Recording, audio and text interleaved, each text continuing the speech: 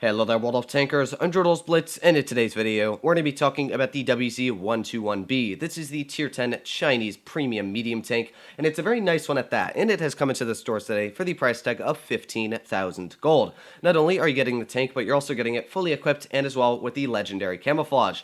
And, well, 15,000 gold is about $50 US, and if you compare that price tag to, let's say, I don't know, the T2020, definitely a way better deal, judging that not only are you getting a tank 2 tiers higher, but also with the camouflage and equipment all unlocked, yeah, not too bad of a deal if you do ask me. But of course, before you do buy this tank or even think about buying it, make sure that you watch this video to the end because I'm going to be having some live gameplay for you guys where you can see how to play the tank and if it really does suit your playstyle. So talking about the gun, what is good and what is bad about it? So it actually has a lot of good things going for the gun. There's only one issue, and that is the premium penetration. But talking about the gun overall, it has very nice standard penetration at 257, as well aiming time 2.5 seconds is great. Same for the dispersion at 0.308. This tank has been buffed and buffed on the dispersion and the aiming time and non-stop. And as well, this tank has always had a great damage per minute at 3,200. Now that's great, especially when you realize that I'm running calibrated. If you put on gun rammer, that's almost 3,500 DPM, actually more than the WZ-121, which is kind of weird because I always remember people saying that the 121 has more DPM, but in fact the 121B is the king of DPM for the Chinese medium tanks. So the way I kind of think of the 121B is if you combined the T62A and you combine the WZ-121, because this tank has an alpha of 350, and I actually really like that because this is one of the only like tier 10 Russian type medium tanks that actually has 350 alpha. The 121 doesn't. It's got 420, and the the 62 and the Object 140 have 310. So it's kind of nice to have a little bit of a yin and yang right in the middle here at 350. It's very nice to have 6.5 second reload and as well be able to deal a very healthy roll where other tanks you might have a quicker reload, but that means you have to expose yourself more, or the WZ-121 where you've got a longer reload. I think that this reload is perfect on the number chart there. So, of course, in today's video, we're hopefully going to be getting out some good gameplay here. So let's see what we are up against. IS-4, AMX-50B, Sheridan. Okay, so they do have quite a bit of mediums, and as well, quicker, deadly tank destroyers like the WZ, getting all these Chinese tanks stuck in my head, the 183. But, yeah, I'm just going to wait here patiently because, of course, don't want to know where the enemy team is pushing. Well, actually, I do, but I don't want to find out first because that's not going to be too fun for me getting shot by the enemy team. So we got the AMX-50B. I'm not going to be able to get a shot into that. And the big question is, are the 183 sitting right here? So, of course, there's one way to find out. If you take a blind shot there and you get detected, you'll know if they're sitting there. So if I'm not detected, they shouldn't be sitting there, and, well, judging that I'm not, I am in the clear. So right now, I'm just going to be moving my tank from this position. There's nothing I can really do there, as we're noticing. Okay, that's going to be real fun, but hurry, get out, yes. Okay, so that's very lucky for me. So now we can get out some DPM here on the 183. Of course, I have a great amount of DPM, as we know. So let's just keep aiming right at this guy. I'm actually going to, somehow my teammate managed to bounce the guy, but let's get one more nice little tap right into him here, and then I'm going to rush him, because of course he's not going to be able to shoot me if I'm ending up behind him here, and my 183 somehow managed to die from the Sheridan, who's all the way across the map, so not necessarily the best of jobs to my teammate there, but we're still going to be doing the best we can. I don't have the gun depression. One thing I will say about this tank that it is lacking is gun depression. It really will not be getting out the most effective places where, like your 121 actually does have 6 degrees. I think this one is only sitting at 5 degrees. Now I'm going to be pushing off to the side here, seeing if I can flank the enemy team. You'll notice that this tank has a great top speed of a 56 kilometers per hour, so you can very easily start your flanking maneuvers. It's actually, as I said, it's just like the 121, just with a different type of gun mounted on it. So I really like the tank. In fact, I think that it is a great vehicle if you do know what you're doing. There we go, nice tap right into the Standard B. But this is where the gun becomes great, because I can trade with vehicles like the Standard B and get out a lot of alpha where, you might not be able to in your T62A. So, oof, my gun depression there kind of failing at the last second. But I'm still going to be going for the Standard B here, seeing if I can get a shot into him. I have no clue where the 183 on their team is, which is kind of nerve-wracking because, of course, you don't always want to find yourself running into an enemy 183 anytime soon. And, well, looks like he just missed his shot on me. We now know where the 183 is, and this is going to be a pretty simple game. Not the most damage out, but we will be getting out a decent amount here. So we got the Sheridan spotted. Not going to be able to get a shot into that anytime soon. But we will be getting shots, hopefully, into the enemy 183. And there we go. Nice tap right into the turret there. Actually, we're going to be able to get another shell in. There we go. I tried to track him, but it doesn't look like we're able to aim low enough to hit his his track wheel there. We did get missiled by the Sheridan on the side over here, which means that, you know what, we're going to go try and deal with the Sheridan. Of course, I don't like missiles as much as I love Alpha. I don't like getting missiled by a Sheridan.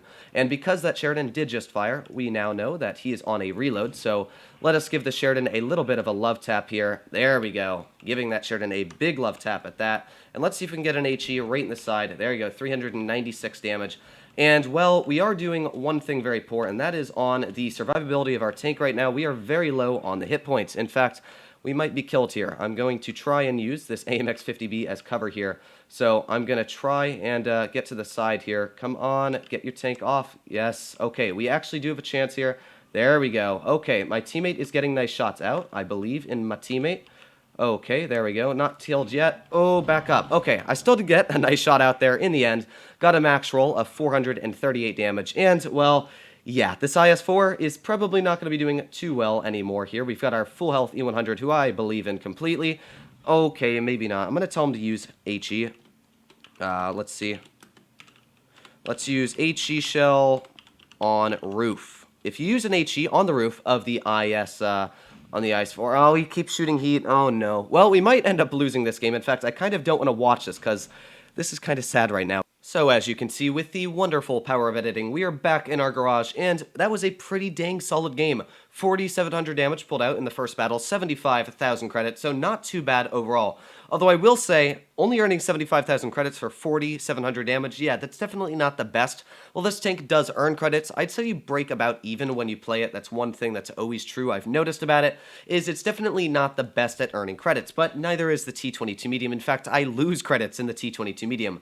So it's nice that this tank even earns credits in the first place. But getting into the second game here, hopefully it will go just as good, if not better, than the first game. So one thing you definitely have to do in the 1-2-1B is not push too aggressive. That's one thing you'll always find me trying to not do. I'm a very aggressive player, and the 1-2-1B supports an aggressive playstyle. But sometimes you try and push it too aggressive, thinking that you've got the DPM, you've got the damage, and it turns out that you get hit for like 700 damage from a 183 or something like that, and then there goes your game.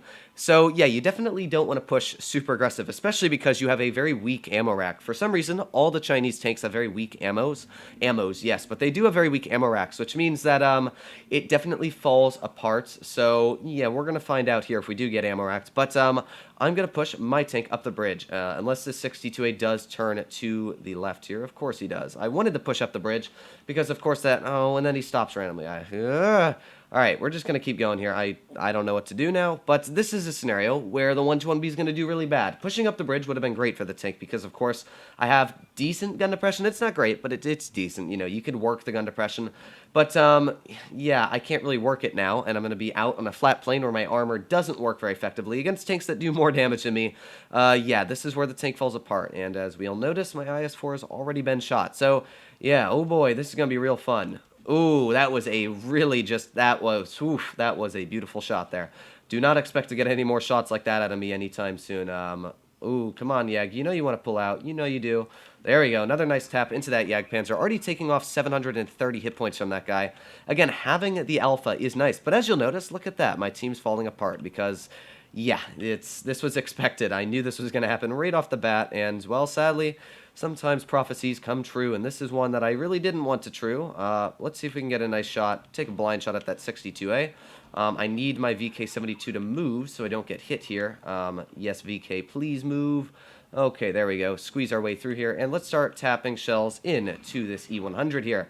So I'm going to, of course, use my excellent DPM on the side of this E100's turret. Hopefully that 268 doesn't think, ooh, look, a tasty snack to shoot at, but our IS-4 already being taken out here. Not necessarily the best of things, but we're still getting out quite good damage here on this E100. So yeah, you can see, again, DPM on this vehicle is fantastic. It's one thing that you really don't have to worry about, as I constantly will say, is getting out the damage. If you know what you're doing, you're going to do a pretty good job at it. Sadly, this 268, I've got no clue what he's doing. He's just kind of blocking me here, which is just, if anything, annoying me because, yeah, 268, dude, what are you doing? Like, really? But, yeah, we're not going to be winning this game. I'm going to try and finish off the Yag here. So let's see if we can do that. Well, it looks like he did over-angle his tank.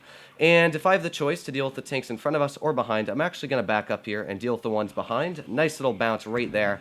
Let's tap a shell into the 62A's butt, and that's a Sheridan, who's probably gonna, yeah. Well, we tried our best here, I can say that, but sadly, does not look like we will be getting out a spectacular victory here, but still did do the best the tank could, 3,285 damage, but as I said right at the beginning of the game, since our team pushed the heavy route, we were going to lose, and, well, the prophecy came true.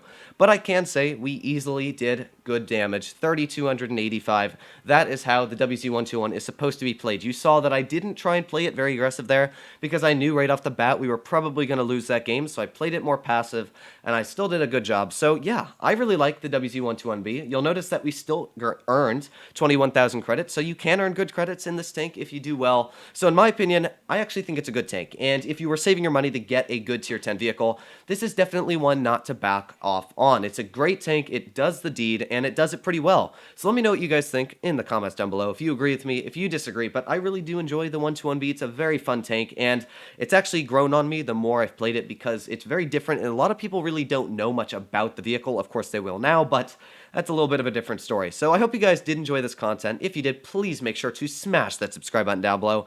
But other than that, I hope you're all doing well out there. Stay happy, stay healthy, and I'll see you in the next one.